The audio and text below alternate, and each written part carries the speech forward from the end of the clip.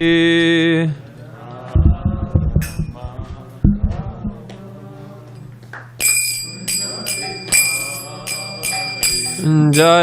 Radha Madhava Kunja Bihari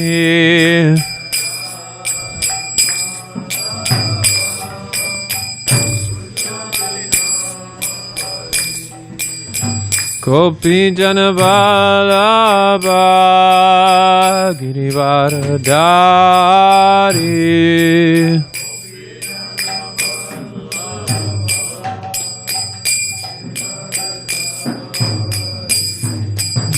Gopi Janavalabha Girivaradari. Ramapati if he wants to play Mridanga, because sometimes he doesn't like to play. Yashodanandana Braja Jana Ranjana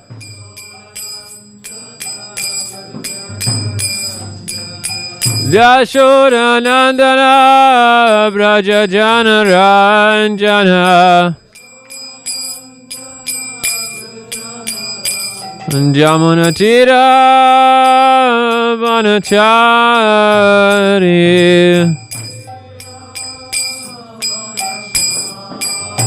Jamunatira Vanachari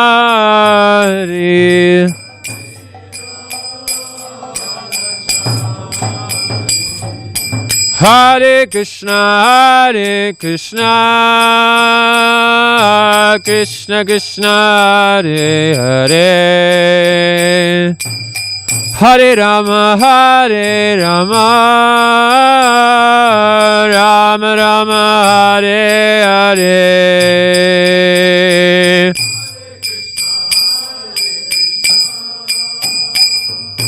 Krishna Krishna Hare Hare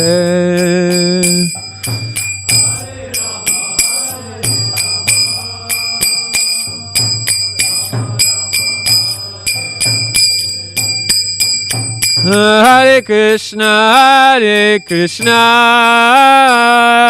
Krishna Krishna Hare Hare Hare Rama, Rama Rama, Hare Hare.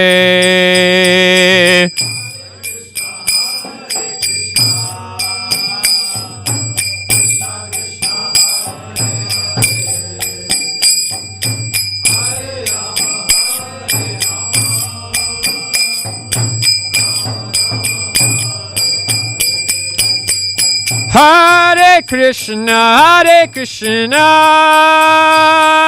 Krishna Krishna, Hare Hare. Hare Rama, Rama Rama, Hare Hare.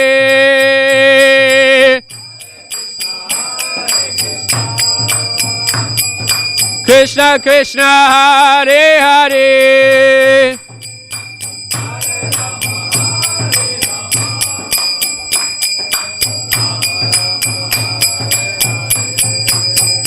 Hare Krishna, Krishna Krishna, Hare Hare. Hare Rama, Rama Rama, Hare Hare.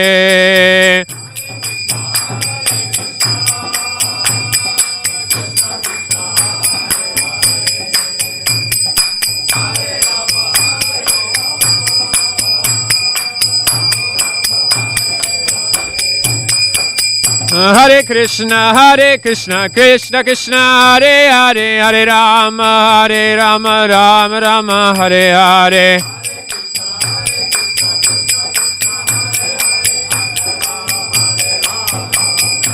Hare Krishna, Krishna Krishna, Hare Hare. Hare Rama, Rama Rama, Hare Hare.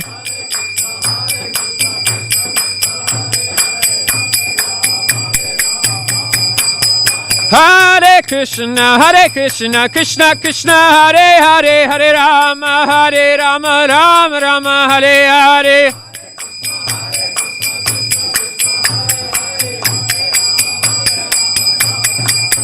Hare Krishna, Krishna Krishna, Hare Hare, Hare Rama, Rama Rama, Hare Hare.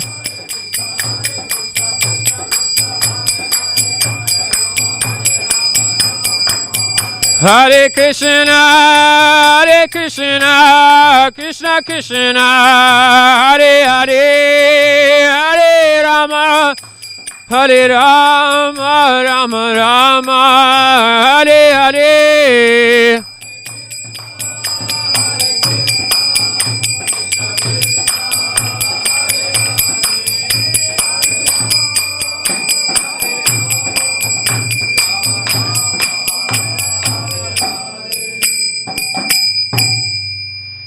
Jayam Vishnupad Paramahamsa Parirajagacharya Hasto Tadasata Sri Srimad.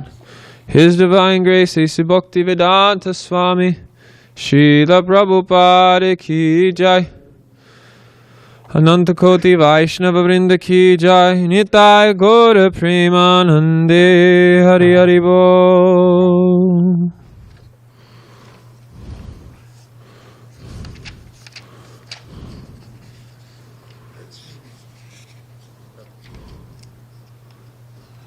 Yeah, okay. There we go.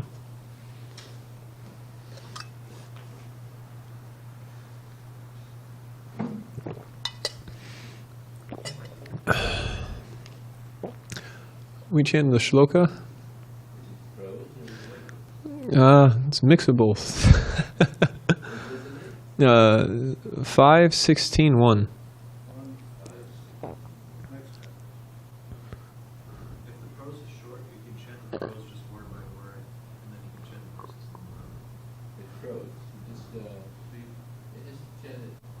Just chanting myself, okay. Raja Uvacha Yuktastvai Bhumandalayam Vishesho Yadvat Adityas Tapapi Yatra Chasyo Jyotisyam Ganaista Chandraramam Vasaha Jishyate. Raja Uvacha. Maharaj Prikshtik said, Yukta, already been said. Tvaya, by you. Bhumandala, of the planetary system known as Bhumandala. Ayama, oh yeah, Ayama Visheshaha, the specific length of the radius.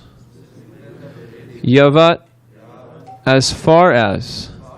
Adityaha, the sun. Tapapi, heats. Yatra, wherever. Cha, also. Asau, that. Jyotisyam, of the luminaries. Ganai, with hordes. Chandrama, the moon. Va, either. Saha, with. Jishyate, is seen. Translation and purport by His Divine Grace, A.C. Bhakti Vedanta Swami Srila Prabhupada Ki Jai. King Parikshit said to Shukadeva Goswami, O Brahmana, you have already informed me that the radius of Bhumandala extends as far as the sun spreads its light and heat, and as far as the moon and all the stars can be seen. Everyone catch that description? I'll read it one more time. Listen. King Parikshit said to Shukadeva Goswami, O Brahmana, you have already informed me that the radius of Bhumandala extends as far as the sun spreads its light and heat, and as far as the moon and all the stars can be seen. Who knows what Bhumandala is? Yeah, it's Earth. Yeah, so it extends as far as the sun spreads its light. Purport. In this verse, it is stated that the planetary system known as Bhumandala extends to the limits of the sunshine. According to modern science, the sunshine reaches Earth from a distance of 993 million miles. If we calculate according to modern information, 993 million miles can be considered the radius of Bhumandala. Wow. In the Gayatri mantra, we chant Om Bhur Bhuvasva. The word Bhur refers to Bhumandala. Tat Savitur Vareyam. The sunshine spreads throughout Bhumandala. Therefore, the sun is worshipable. The stars, which are known as Nakshatra, are not different suns as modern astronomers suppose. From Bhagavad Gita, we understand that the stars are similar to the moon. Nakshakradam aham sasi. Like the moon, the stars reflect the sunshine. Apart from our modern distinguished estimations of where the planetary systems are located, we can understand that the sky and its various planets were studied long before Srimad Bhagavatam was compiled. Shukadeva Goswami explained the location of the planets, and this indicates that the information was known long before Shukadeva Goswami related it to Maharaj Parikshit. The location of the various planetary systems was not unknown to the sages who flourished in the Vedic age.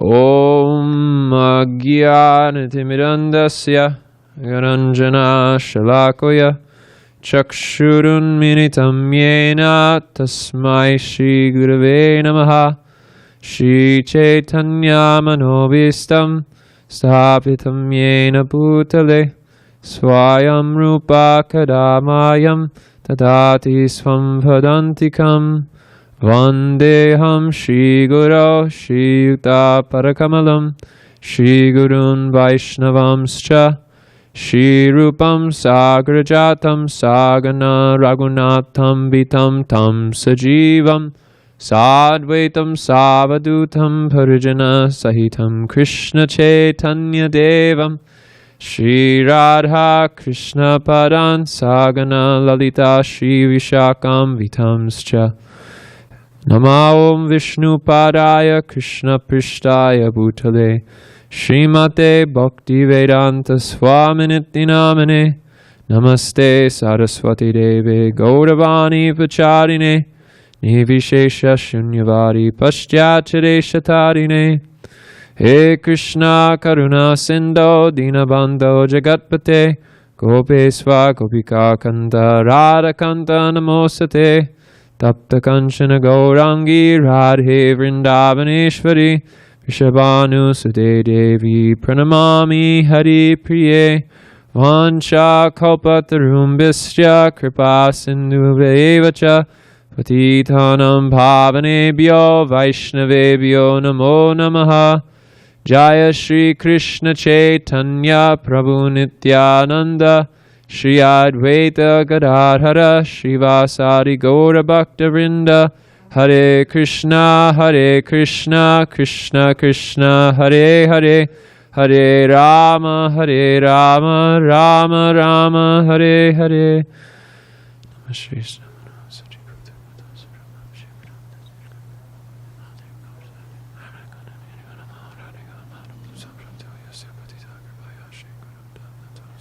Vagisha Yasha Varane Lakshmi Yasha Chavakshashi Yasha Ste Hridaye Samvitam Nashim Maham Bhaje. In Chaitanya Charitamrita, there's a verse which Krishnadas Kaviraj Goswami writes at the end of the second chapter of the Adi Lila. So the beginning of Adi Lila is describing the different energies of Krishna. In the beginning of the first chapter begins with Vande Gurum Isha Bhaktam Ishams Ishvara Tarakam Tat Prakashas Ta Shaktir Sri Chaitanya Shamjikam. That Krishna, Sri Chaitanya Mahaprabhu, extends himself in various different energies, and the energy which Chaitanya Mahaprabhu is the Isha, or the Supreme Controller. So the next chapter in Chaitanya Charitamrita goes on to explain how Krishna that's explained within the Srimad Bhagavatam, Ete Kamsam Kalam Pumsam, Krishna's tu Bhagavan Swayam. That same Swayam Bhagavan Krishna, who's described in the Srimad Bhagavatam, that same Krishna is none other than Sri Chaitanya Mahaprabhu. And Krishnadas Kaviraj Goswami goes through a number of shlokas through Mahabharata, various different Puranas, Srimad Bhagavatam itself, Krishna Varam Tusa Krishna Sango Pangashta Parshadam Yagyar Sankirtanir Payir Yajantihi Sumedasaha. That Krishna comes in Kali Yuga, not in a blackish color, but in a golden color, and he comes with various weapons, associates, and paraphernalia in order to enact the pastime of chanting Hare Krishna, the Sankirtan Yagya. So Krishnadas Kaviraj Goswami goes through various explanations of who Sri Chaitanya Mahaprabhu is. And at the end of that, it's very philosophically dense, and the connections that he's drawing requires a lot of mental clarity and focus in order to really tune into what he's trying to do. But at the end of it, he quotes this verse, which is Siddhanta bole chitte nakara lash iha hoite Krishna lage sudrit manash. That although these discussions of Siddhanta are very complex and potentially controversial, one shouldn't avoid them, because those controversial discussions, they ultimately strengthen the mind and deepens one's determination to serve Krishna. So we see in the Srimad Bhagavatam, there's various topics which come into question, which make us rethink our orientation of how we perceive the world, or how we've been taught to perceive the world. And the 5th canto of Srimad Bhagavatam, I'm sure Maharaj can speak more elaborately on this, about when the 5th canto came out. It was really a test of faith for a lot of devotees. And it wasn't really until Sariputta Prabhu came out with his Vedic cosmology did a lot of people's doubts become settled. But the point that I'm trying to make is I'm not necessarily going into explaining the cosmology of according to the Srimad Bhagavatam. Rather, I'm interested in looking at what the Srimad Bhagavatam is saying in the 5th canto and how it relates to our relationship to the Srimad Bhagavatam. Because the Srimad Bhagavatam is dharma prochitikaitravota paramonir matsaramam satam. That it's kicking out all cheating processes of religion, and it's simply meant for those who are completely free of any envy. And it's nigamakalpataru galitam phalam sukhamukha amrita drava samyutam. That it's full of various tastes for the cultivation of one's love for Krishna. So why do we see cosmological descriptions appearing within the Srimad Bhagavatam when the whole point of the Srimad Bhagavatam is to develop love for a person? So what is the relationship between the two? So that's what I would like to kind of discuss today. So thinking about this, I immediately thought about how does Krishna ask us to become aware of him within the Bhagavad Gita. Within the Bhagavad Gita in the 7th chapter, right after ending the 6th chapter of Bhagavad Gita, Krishna ends the 6th chapter of Bhagavad Gita. He describes various types of processes of spiritual realization, particularly through the Ashtanga yoga system, which requires one sit in a particular location, eat a certain amount, associate in a particular kind of way, and it's very, very austere. But Krishna wraps up that 6th chapter of Bhagavad Gita, and he says that of all the yogis, the best yogis are those who worship me with devotion. And then immediately after finishing the 6th chapter, it doesn't go into a question from Arjuna, but Krishna continues to speak. And he begins that chapter with saying, Shri Mayasaka Manapartha Yogam Yujan Manashayaha Asam Sayam Samam Gramam Yataja Nasi Tachtrinu. He says, now hear from me, Arjuna, of my various energies and qualities, and in this way, by hearing about me, become attached to me. So Krishna, for becoming attached to him, he's not saying immediately hear about my personal activities with my devotees. First, Krishna is saying, begin by hearing about my energies. You hear about my various energies, and you hear about the categorical difference between these energies and how they relate to you. So then he goes on to say, Jnanam Vigyam Gyanam teham savigyanam idam vakshma shisheshataha yagan va nehabunod yag gyanpayam avishishyate. And he says, I'll explain that knowledge which is numinous and nominal. Meaning, he'll describe how the material body which one currently possesses is categorically different from who they are as a spirit soul. And then he goes on to say, Manusyanam sahasresu kaschit yadati siddhaye yatatam maapi siddhanam kaschit mam veti tatpataha. And that those people who actually are curious to know about this wisdom, very, very few endeavor for it. Of thousands of men, one may begin to inquire into the nature of this subject. And of the thousands of who have inquired in the nature of this subject, hardly one begins to understand who I am. And then Krishna goes on to explain his different energies. Bhumir napalo vayu, kaham madhurya evacha, ahankara itiyame, binam prakritirastada. That Krishna has various energies. And of those energies, it's earth, water, fire, air, ether. So he describes the gross energies which are interacting with on a sensual level. We can perceive them very readily through our mind and senses. But then he goes on to say that beyond these gross senses, there's even a subtler energy. And that also belongs to my binam prakriti, my separated material energy. And this is our false ego, our mind, and our intelligence. So he gives the living entity hope, because the living entity, as he says in the 15th chapter of Bhagavad Gita, Manushastrani Indriyani Prakriti-stani Karsati. Thank you. He says, he gives various descriptions of how the living entity is my separated energy, and he's part and parcel of me. But within this world, he's struggling very hard with what? His mind. So in the 7th chapter, Krishna gives the living entity some hope that actually you have nothing to do with this material mind, and that your mind's obsession with trying to exploit sense objects is actually completely different from who you actually are. Asango yamhi purushaha.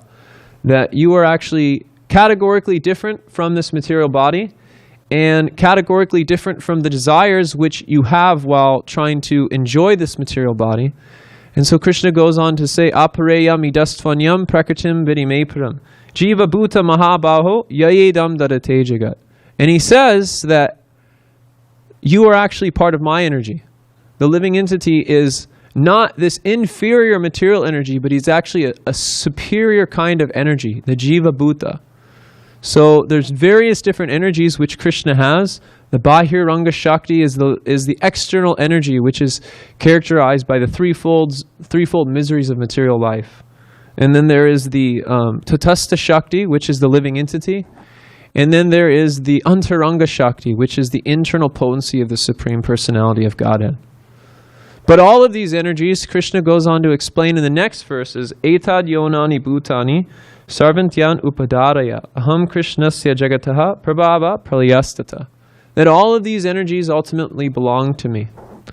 So when we hear these descriptions within the Srimad Bhagavatam of the earth being as expansive as the sun spreads its light, which Prabhupada says in the purport is 93 million miles, we shouldn't really be so bewildered by it, especially when we have our foundation in the Bhagavad Gita, where Krishna is explaining Rasoham apasakonteya prabhasmi sasi surayo, that the taste of water, that's me.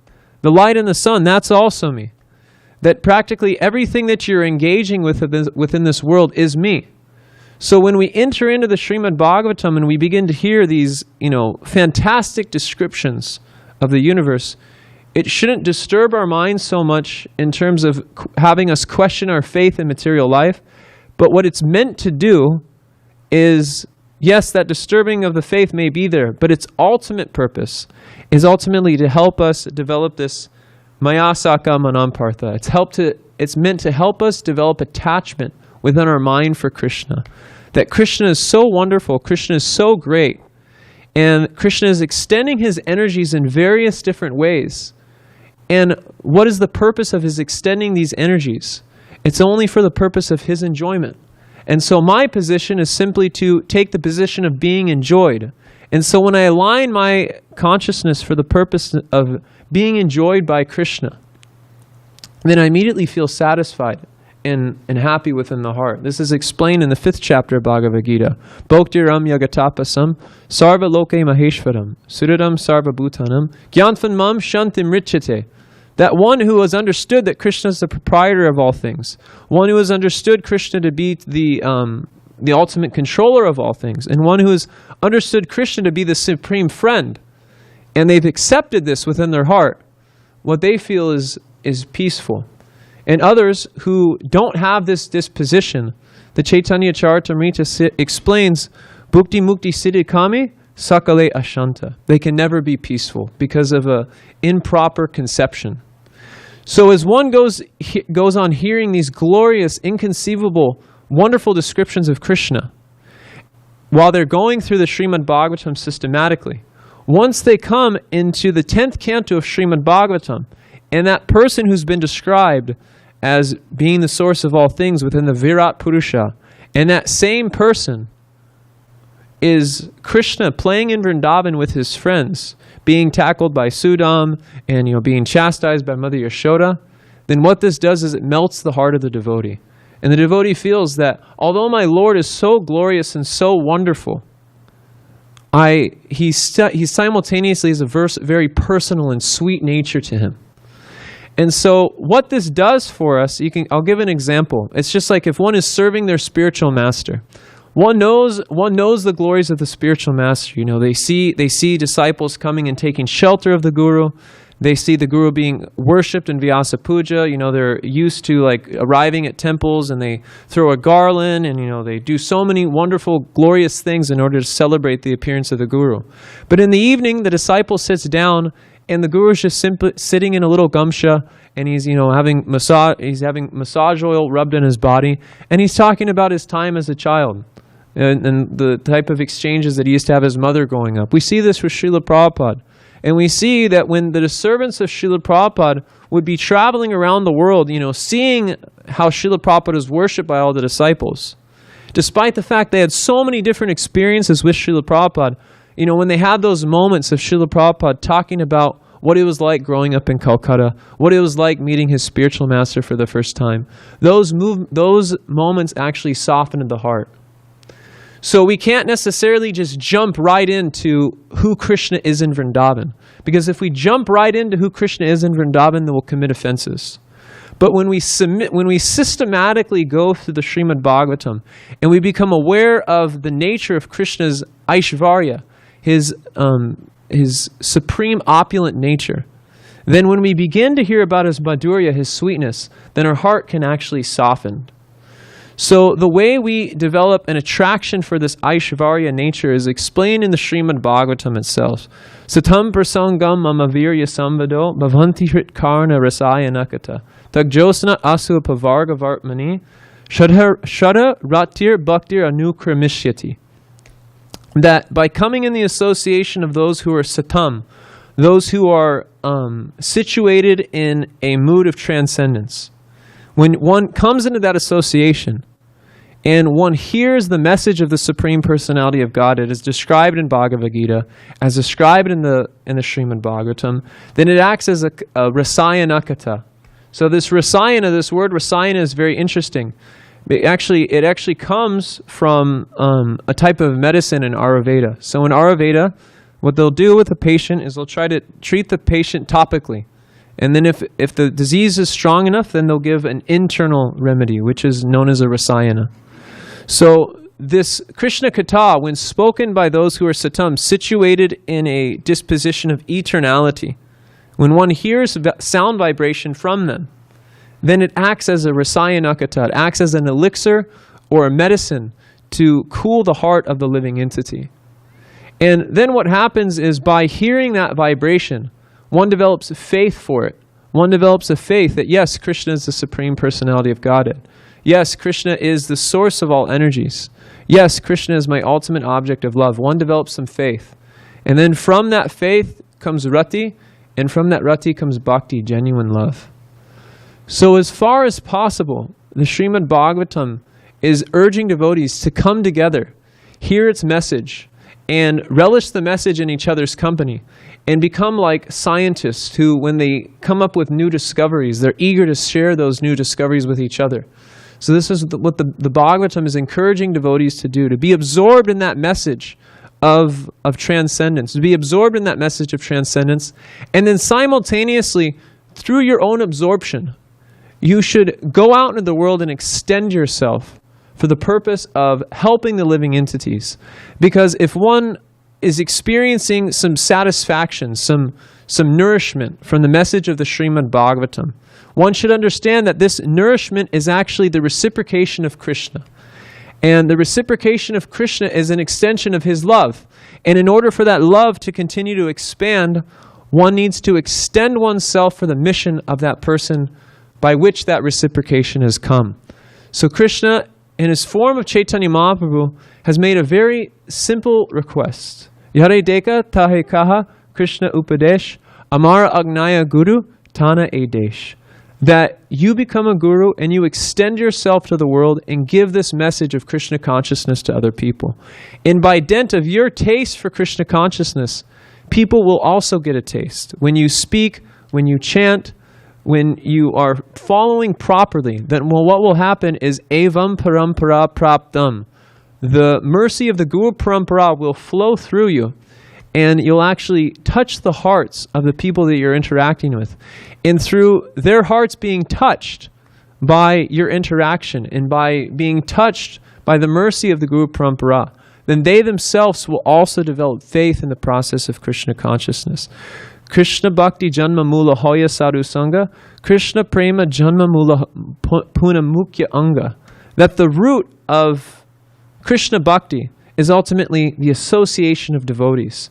So when we ourselves are being blessed with that association of devotees, we should churn the nectar and go deeply within the study of the Srimad Bhagavatam, but simultaneously, we should extend ourselves to the world and give them that same association so they can experience that root of devotional service, and they themselves can take to the process and make their life successful in this life. So those are a few thoughts that I had on the verse. I just wanted to put something together that would be relevant for us. I don't know so much about Vedic cosmology, so I'm not really the best person to speak on it, but Maharaj, I know that you spent a lot of time with Sadhaputta Prabhu, and it'd be wonderful to hear from you. Yes, sure. First, very nice class. Shastric, well presented like a legal case. You make your, here's your supposition, then here's your presentation that supports it. So nicely done, and it was thematic. You had an aim, you had a goal. So thank you very much. As far as the structure of the universe, to tell you the truth, we were pretty much all in already before the fifth canto came out. Temingal fish that are so large they swallow a whale like a small nut. That that there's people living on the sun. So you could we were pretty much. It's in Shastra. Prabhupada says it. We're all in. So it wasn't like a big shock. There were anyone else who read the fifth canto, it was pretty much of a blowout. But my question, I had two questions, and I'll ask one and see if somebody else has a question. And this is not intended as a challenge, but just a churn, because it's fun. You hear what you say, and devotees ask. So it's just a kind of as a catalyst for churning. Well, I'll ask them both.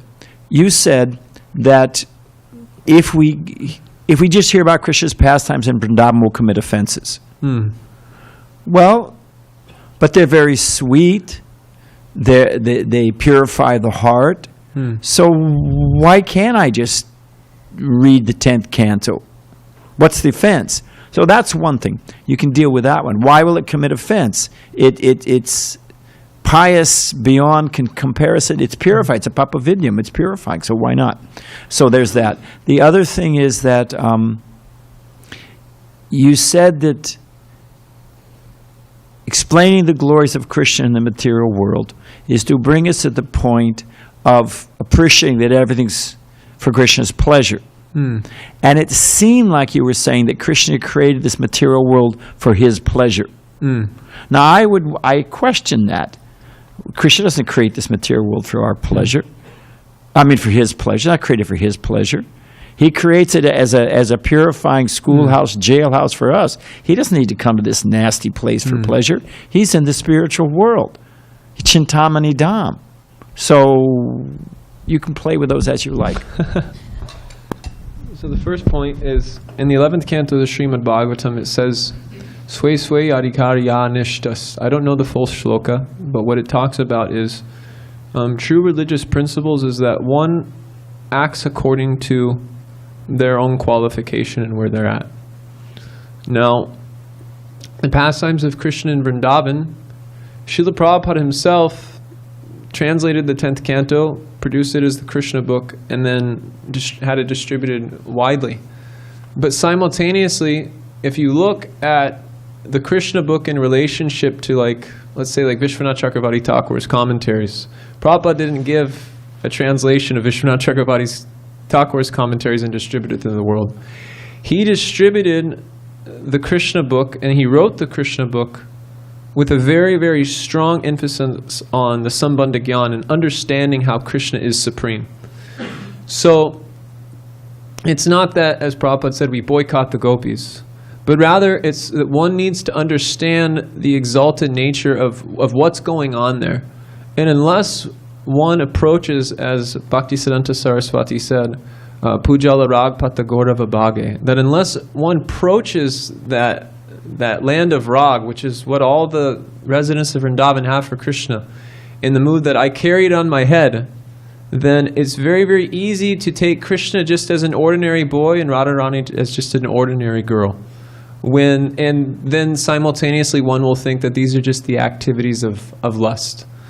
Whereas if one has been purified sufficiently through the message of the Bhagavatam, then when they hear about the exchanges of Krishna in Vrindavan with all of his different associates, they'll see that it's not that the cowherd boys are foolish, they're just overwhelmed with love. They'll see that it's not that Mother Yashoda is naive, it's just that she's so enraptured by the feeling of being a mother. So that understanding will be there. So that's some thoughts on the first question. I have a comment on it. Okay, yes. Just quickly. I was thinking the same thing, because I was going to throw into my argument, and look, Prabhupada just gave us the Krishna book, but Prabhupada himself said clearly, I don't know if I'm going to get to the point of translating Canto of Bhagavatam. I don't know how long I'm going to live. Prabhupada said signals were there. So he specifically said, I'm giving you the Krishna book now so you have the proper understanding. So just like you said, all the pastimes are bookended by philosophy and sound understanding of how Krishna's greatness. So it's delivered in just the right way, as you said, your first quote, to the audience.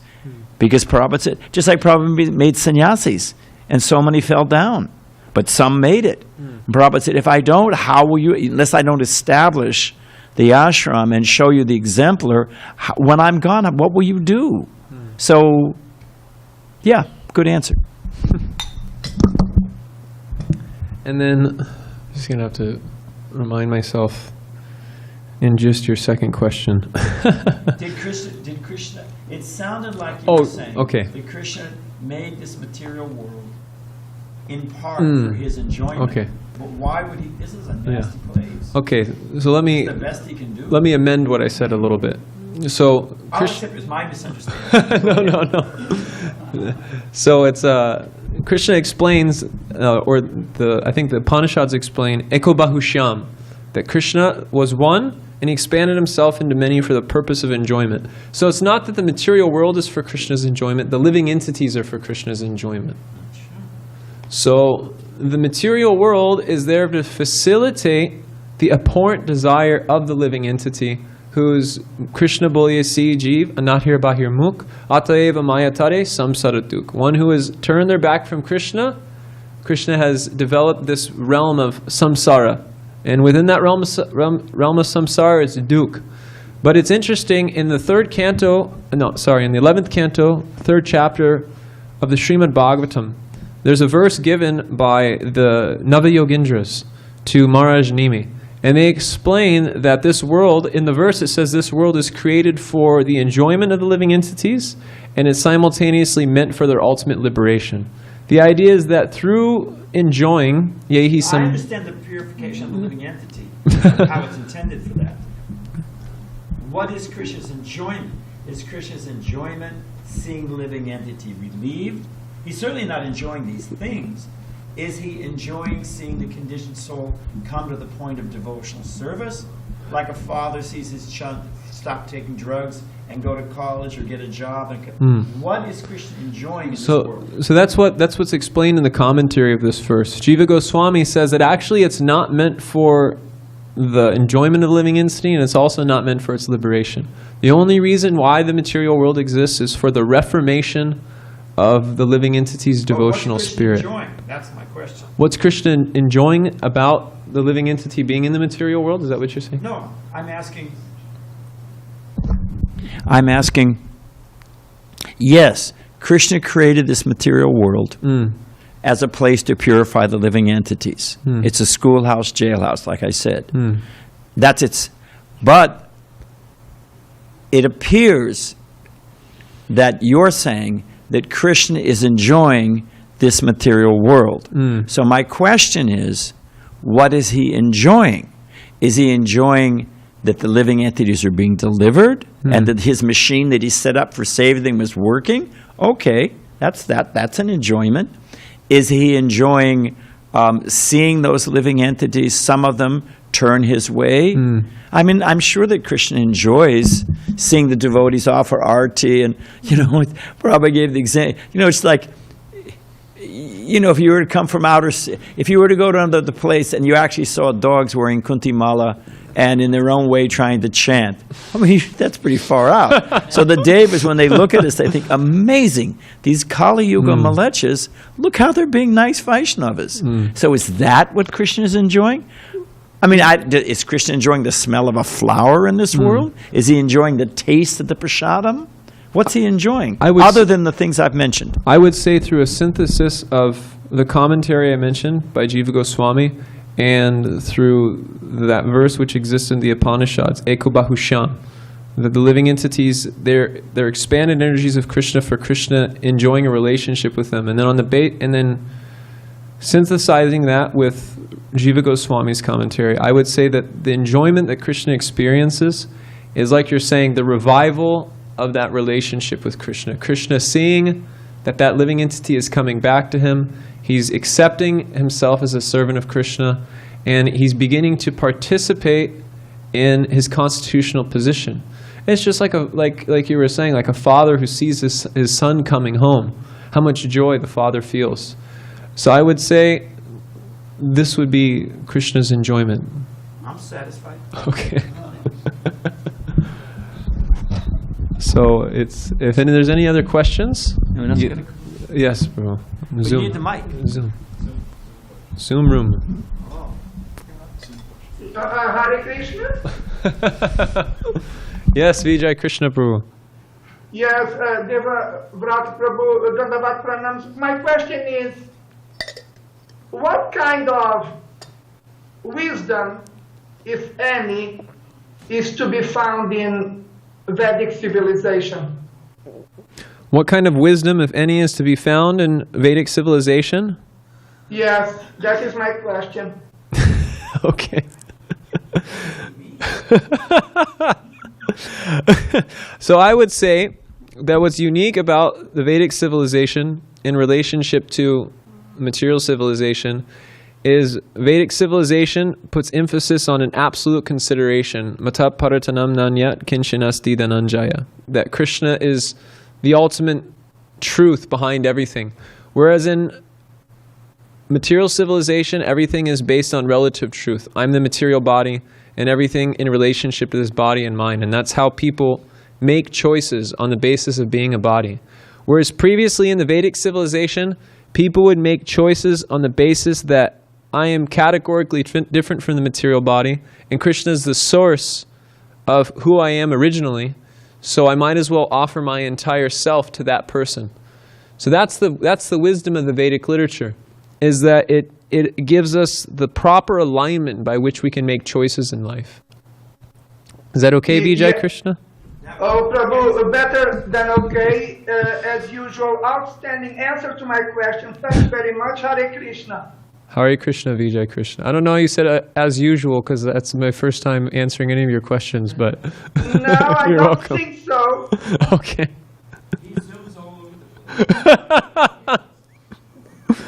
So any other questions from the audience? Or live studio audience? Just no? Okay. Okay, going once, going twice. Vanchakalpatrumbhischa kripasindhudeva cha patitanam pavanebhyo vaishnavebhyo namo namaha. Grantaraj Srimad Bhagavatam ki jai. Srila Prabhupada ki jai. Gaura Prema.